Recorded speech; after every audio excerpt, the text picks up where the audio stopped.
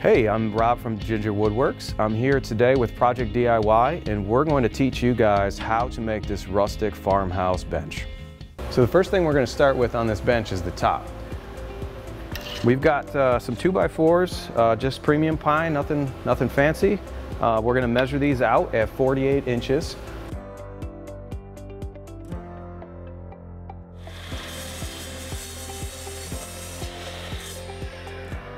So the next thing we're going to do is we're going to work on the shelf for underneath the bench. We're going to use 3 2x4s cut at 35 inches to give you a nice shelf for putting baskets. What we're going to do is, this is not 35 inches, so I'm actually going to put this to the side and we're going to use this later on this bench.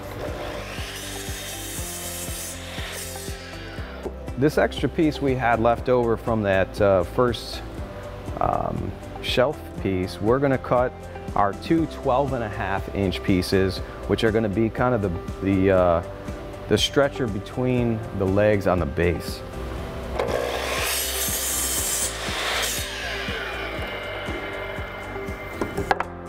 One of the things I like to do is I like to mark this.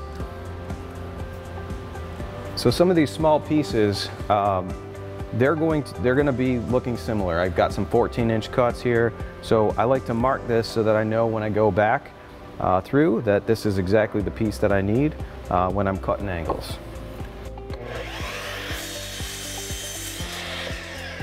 What I'm going to do right now is I'm going to cut 2 pieces at 14 inches, and those are going to be the top of the base, which is going to attach to the bench. So with this piece left, I'm going to get 2 of the legs for the base cut out of this. It's 15.5 inches each. Now what we're going to do is we're going to cut 10-degree angles so that both of these, they're not going to be parallel. Both of these are going to be 12.5 inches from the tip. So I'm going to cut these off here at 10 degrees. We're going to do the same thing on the other side. Now with the legs, it's going to be a little different cut. We are going to flip it because the legs are going to be cut parallel.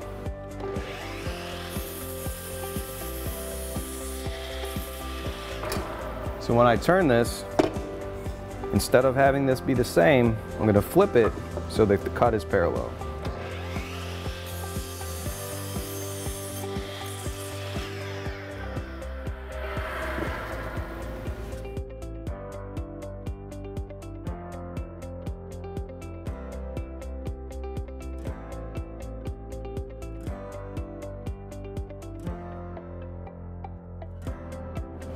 So now what we're going to do is we're going to assemble the bench. We're going to start with the base. The first thing we're going to do is this is the cross brace for the legs. So what we're going to do is we're actually going to put pocket holes on the bottom. We're going to drill 2 pocket holes.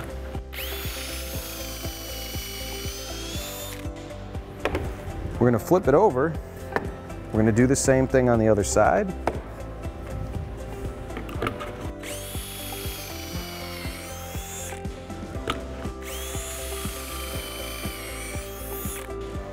Then we're going to do this same thing to the other piece of the base.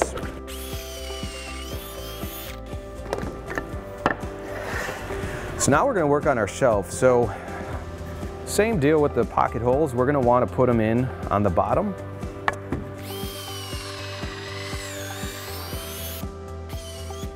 Then what I'm going to do is I'm going to put 2 holes just to keep these boards, when you join them, just to keep these nice and solid. And we'll attach them to the middle one that won't have pocket screws.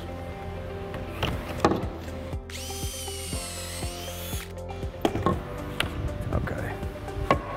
So now what we're going to do is we're actually going to assemble the bench top. So we're going to put our pocket holes going down into the board so that we can join them. We're going to do that on 3 of the 4 boards.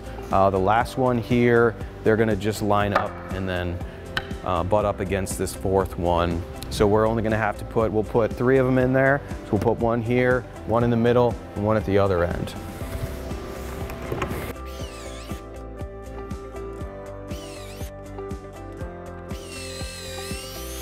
Now what we're going to do is we're going to assemble our bench top.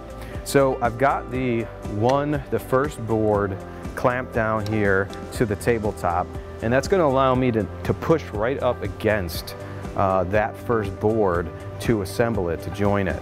So we're going to use those holes that we drilled to put the pocket hole screws.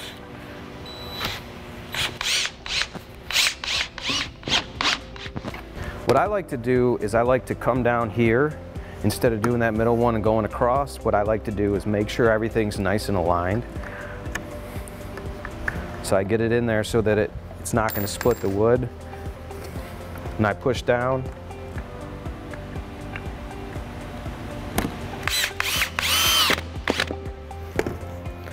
And then we'll put that last one in. Cool. Then you're going to do the same thing with the rest of them.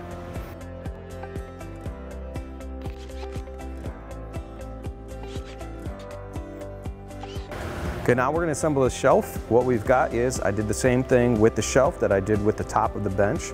I've clamped the first piece to the side of my table. And then I actually, with this one, I've put two, it's another option to do it, but I've taken 2 new clamps and I've clamped together to hold it nice and tight. So what we're going to do is I'm going to come in here, I'm going to put these pocket hole screws in, and do the same thing from the other side. Everything's all set up for me. Now we're going to assemble the legs for the base of this table. What I'm going to do is I'm going to measure 3.5 inches up, and I'm going to do that twice so that I have a nice level line. And that's going to be on the inside of the leg.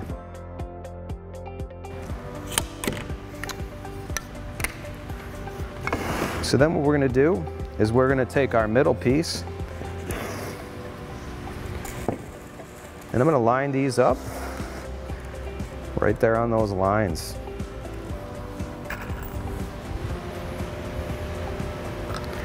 From there, we're going to add our pocket hole screws on the underside of this table bench.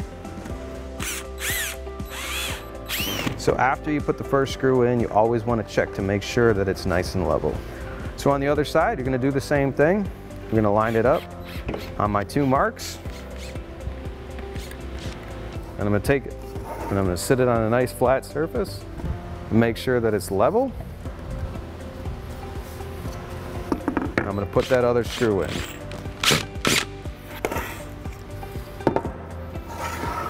So now what we're going to do is we're going to put a couple of screws in here. We're going to countersink this. We're going to put a couple 2.5-inch screws in the top of each of these to attach our base plate.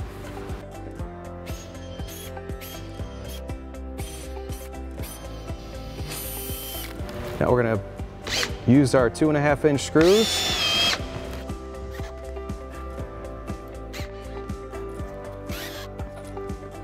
Okay, so now we're going to attach our shelf and we're actually going to assemble our base. So what I'm going to do is I'm going to measure 3/4 of an inch from the shelf to the bottom edge. Then I'm going to put our pocket holes in the bottom, hidden. Okay, so now what we're going to do is we're going to attach the 2 sides. I'm going to use the Bessie clamp to kind of hold it in place.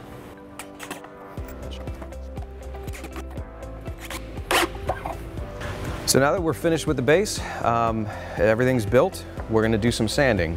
What I'm going to do is I'm going to go through the progression of grits from 80, 120, and 220. I'm not going to push too hard.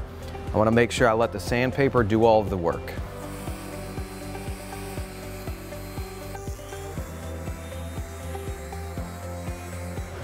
Now that I'm sanding the base, I like to use the micro zip to get into the corners. I use the same sandpaper, the 80, 120, and 220, and I go through that progression as well. So I get right in the corners and I'm able to get all of those rough spots right along the edges.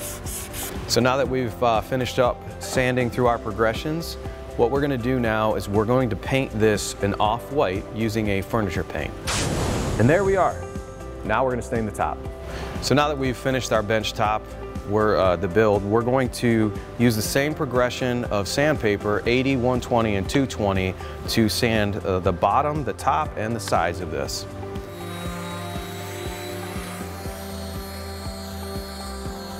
Now what we're gonna do, we finished our sanding, we're gonna stain the top of this. We're gonna use a dark walnut stain that's gonna look real nice with the white base that we're doing. So what I'm using here is a staining pad. You can pick them up anywhere, any hardware store. So I'm gonna get a little bit of the stain here on the corner. Then what I'm gonna do is, because we didn't rip these, got this nice rustic look, what I'm gonna do here is I'm gonna start by kind of going right here in the grooves so that we make sure that we get all the stain in there. So after I kind of get those grooves, then I'm going to come back over here. I'm going to apply the stain. As you can see, it's quite a bit of stain, but what I like to do is get that on there, spread it out, and then what I'll do is I'll kind of come back with the bottom of the staining pad and I'll clean that up so everything is nice and smooth. It's the same color. You don't want any, you know.